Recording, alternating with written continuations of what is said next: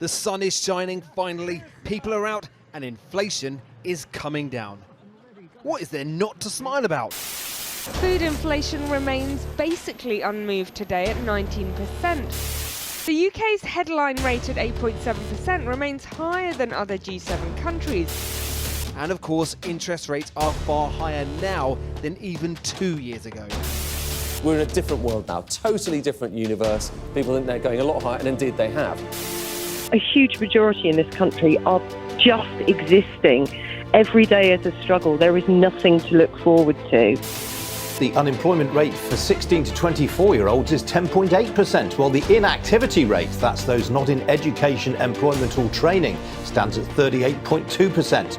Political pundits and media moguls have been trying to push the narrative that we have avoided recession and that we're in recovery. But the reality for millions of people across Britain is soaring prices and stagnant wages, with interest rates causing people to lose their homes and cuts to jobs and services hitting some of society's most vulnerable. The cost of living crisis, whether you take pandemic, all of them, they have affected women and children the most. And then when you take these ignored, marginalized women, which are black and ethnic minority women, they have been affected more by it. The shelves are stacked high at this baby bank in South London. Books upon books of donations, all ready to be handed out.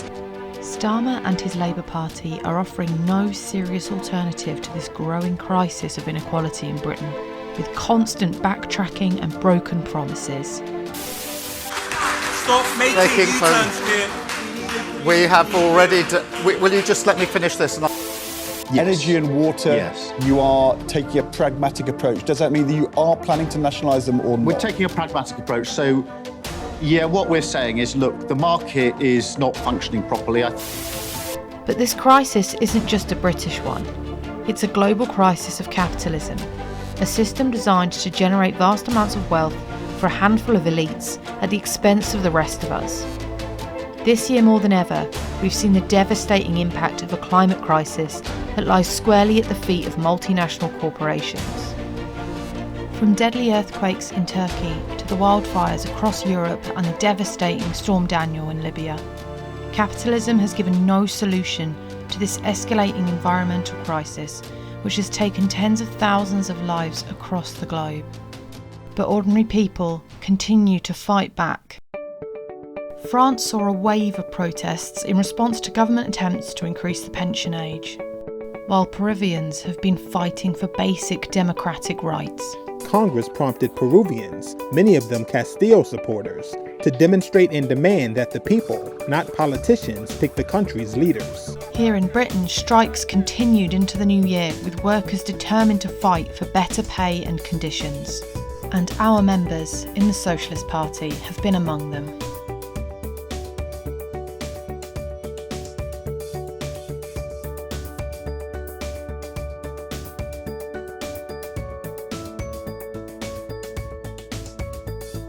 As well as intervening on picket lines and protests, Socialist Party members have been actively campaigning throughout the year to save our NHS, defend the rights of the LGBTQ+ community, and for disenfranchised young workers and students, to name a few. Our members have stood in elections as part of the Trade Unionist and Socialist Coalition, and we've lobbied the TUC as part of the National Shop Stewards Network to call a general strike. So if you're interested in the Socialist Party and the work we're doing, come along to Socialism 2023 in London on the 25th and 26th of November. Socialism 2023 is the place where hundreds of workers, socialists, trade unionists and young people discuss how we can fight back, win and change the world.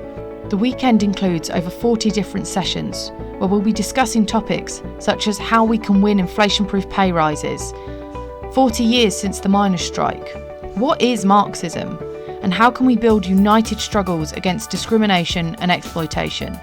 For affordable accommodation for the Saturday evening, you can buy a golden ticket, and if you have children, there's a creche available too.